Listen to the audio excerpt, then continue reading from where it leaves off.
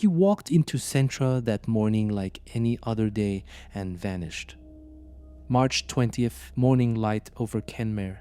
Michael Gaine, a 56-year-old sheep farmer from the remote Carrig East, pulled into the Centra. He wasn't buying groceries, just topping up his phone credit. A routine errand on what should have been a routine day.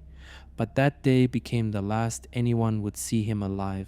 He slipped out, climbed into his bronze Toyota RAV4, and drove the 5-minute journey back to his farm. He never came inside. His wife, Janice, and sister, Noreen, would later discover his wallet, phone, car, everything but Michael was gone without a trace. A simple errand, a peaceful farm, and then gone. That vanished figure in the fading morning mist is where our story begins, a mystery that would ripple shock and sorrow through this tight-knit community.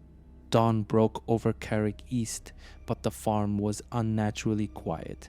No bleating sheep, no engine hum, just the low morning mist hanging over empty fields. By March 21st, Janice had sensed something was very wrong. Michael hadn't returned from that errand.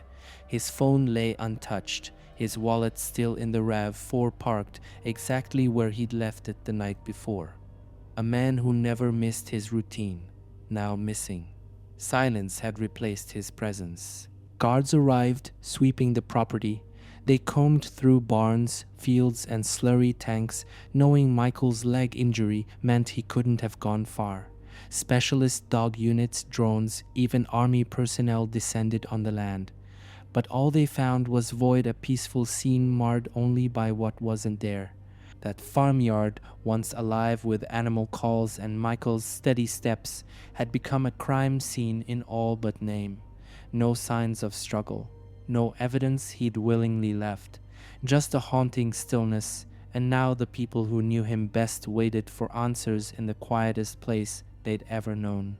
Dread set in exactly 30 days after Michael disappeared. His family knew the clock was ticking and the silence was deafening. On April 30th, Janice, her voice cracking, faced the camera for a public plea. "We just want Michael to come home. If we can't find Michael, I just don't know what I'm going to do." Beside her stood his sister, Noreen, raw with grief. "We are absolutely heartbroken. Our lives are shattered. We want answers." Their words, broadcast through social media and national news, cut through the country's heart. The community felt their pain. Farmers, rally friends, neighbors all urged to speak up. But the truth stayed hidden and the emptiness only grew. Behind the scenes, the pressure on the guards was mounting too. They'd taken almost 130 witness statements, logged over 300 investigative tasks, and amassed more than 2,200 hours of CCTV and dash cam footage. Still, no trace of Michael, no body, no sign, nothing. And by April 29th, this felt less like a missing person case and more like a murder. The plea echoed a warning. Someone out there knows. And more than anything, this family needed closure before hope completely faded. The air turned cold and the case cracked open on May 16th, nearly 8 weeks after Michael vanished. A slurry tanker once emptied, then refilled, jammed unexpectedly. Guards arrived to find it blocked, not by debris, but by human tissue strewn across the paddocks and floating in the slurry. That day, the investigation shifted from missing man to murder probe. Inside the tank, partial remains, bones, and flesh confirmed this wasn't an accident. It was homicide. The scene was declared a crime zone. Forensic sharks from the Garda National Bureau of Criminal Investigation and state pathologist teams dove in, combing the sludge for every clue. DNA tests were sent off, but early signs pointed at one brutal truth. Michael had been dismembered, his body concealed in the very place he lived and worked. The challenge? Slurry eats evidence. Timing is everything. Were the parts always there, or planted later to mislead? Guards scoured the farm again, the tanks, the pastures, every hidden corner. A chainsaw uncovered, possibly used in the dismemberment, is now bathed in chemicals for DNA and trace fibers. The farmyard machinery, even storm drains, no stone left unturned. This was the moment the quiet farm became a battleground of science and sorrow, a race for answers hidden in muck and mutilation. Because in these slurry scars lay the key, where, when, and how Michael met his fate. And until that puzzle was solved, the farm remained a locked down crime scene and his family prisoners of unanswered questions. 2 days after the remains were uncovered on May 18th, the guards made their first big move. They arrested a man in his 50s, Michael Kelly, an American who had been living and working on Michael Gaine's farm. Kelly wasn't a stranger. He had been offered a place to stay by Gaine in exchange for help with the daily chores. He lived right there in the farmhouse, just steps from where the horror unfolded. That connection made him the only real suspect the guards had. They brought him in for intense questioning. 24 hours behind closed doors. Kelly denied everything, claimed he was being framed, said there were bigger forces at play. But something wasn't sitting right, especially after investigators found a chainsaw on the property, one that looked like it had seen recent use. Still, the guards had to let him go. Not enough evidence, no confession, no charges. And just like that, the man suspected of hiding a body in slurry tanks walked free. On June 7th, the heart of Kerry gathered at Holy Cross Church in Kenmare for a farewell unlike any other. The funeral wasn't just a ceremony, it was an emotional flashpoint where grief, memory, and community converged. Janice, broken but determined, carried Michael's ashes herself. His restored rally car, once his pride, led the procession, engine humming like a final salute.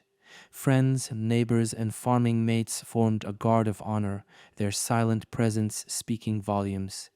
On the altar rested a sheepskin, a globe, and his favorite CDS tokens of a life lived fully. Every glance, every muffled sob, every silent pause felt like a plea. We won't forget him. We demand justice. And yet, despite the ceremony's weight, the undercurrent was unmistakable. This wasn't closure. It was an echo of absence. A reminder that while Michael was gone, the questions remained. And now, more than ever, they hung heavy over his family and every soul he touched. The funeral ended, but life didn't return to normal. Carrig East is still a crime scene, and the farm feels empty without Michael's presence. From the moment the slurry spreader flushed out partial remains on May 16th, every day has been a struggle for Janice and Noreen. The guards kept them informed through a dedicated family liaison officer, offering not just updates but real support, translating official procedures, shielding them from the worst details, helping them breathe between the chaos. thetimes.co.uk plus 8irishexaminer.com plus 8irishtimes.com plus 8. Meanwhile, the farm stayed locked down, machinery idle, fields untouched. Without the man who lived to farm, neighbors and volunteers stepped in to care for the sheep and cattle, ensuring Michael's legacy didn't collapse under grief. Janice and Noreen moved into a support bubble of everyday routines that mirror grief, whispering to the animals, pacing fields, waiting for Garda calls, holding onto every scrap of hope that the next update won't be another dead end. They requested privacy, but they still issued public calls. If you know anything, please come forward. Their plea is quiet, but it echoes. Justice isn't just about closure, it's about truth. Amid the silence of Carrig East, suspicion took a sharp turn toward the man closest to the scene. Michael Kelly, the American farmhand who'd lived in the very house Michael called home, was questioned in connection with the crime, but without firm evidence, he was released. To push forward, guards crossed the Atlantic and flew to Maine to interview Kelly's former partner, digging into every facet of his past. They're tracing relationships, timelines, and any hint of motive. all while Kelly remains free, publicly denying any wrongdoing and claiming he's being framed. But every step forward raises more questions. Why did Kelly stay on the farm so long? Did he have any conflicts with Michael before the disappearance? What was he doing on the morning of March 20th? As the investigation widens, guards are piecing together fragments: who he spoke to, where he was, what he was doing. No dead end remains, no detail too small. The puzzle is vast, but with each thread pulled, a clearer picture of who might be responsible starts to emerge. With Kelly released and suspicion still high, the guards went a step further. They flew to Maine, seeking answers from his past that might illuminate secrets hidden across the ocean. They met with Kelly's former partner, combing through stories, timelines, and any sign of motive. Their focus was razor sharp. Relationships was their tension, threat, or betrayal before March 20th. Movements: where was Kelly in the hours leading up to Michael's disappearance? Any unexplained absences? Behavior: did anything shift in his routine, his attitude, his circle of friends? Interviews carried weight, but so did the paperwork: visa applications, employment contracts, phone records. Across time zones, detectives charted a web of potential leads. Was Michael the only one disturbed by something Kelly did? Or did the spotlight distract from another suspect? Every travel log, every conversation, and every financial record became a key, because the murder may have unfolded in Kerry, but its roots could stretch across the Atlantic. Now the guards are stacking evidence, mapping connections, verifying alibis, hunting for that one detail that ties the ocean state to Carrig East and to the truth. Today, the echoes of March 20th still haunt Carrig East. The farm is quiet, but the investigation is very much alive. Guards are still combing the property: every shed, every patch of ground, every piece of machinery. They're not just searching for evidence, they're hunting for truth. On June 23rd, detectives flew to Maine to question Michael Kelly's former partner, digging into his past, looking for any pattern that could tie him to what happened. Back in Ireland, the entire case is under review. Every step taken, every missed clue is being re-examined. Michael Kelly remains free. His passport has been seized. He is required to stay in touch with authorities. But no charges, not yet. Janice and Noreen still wait. Their lives are frozen in that moment Michael vanished.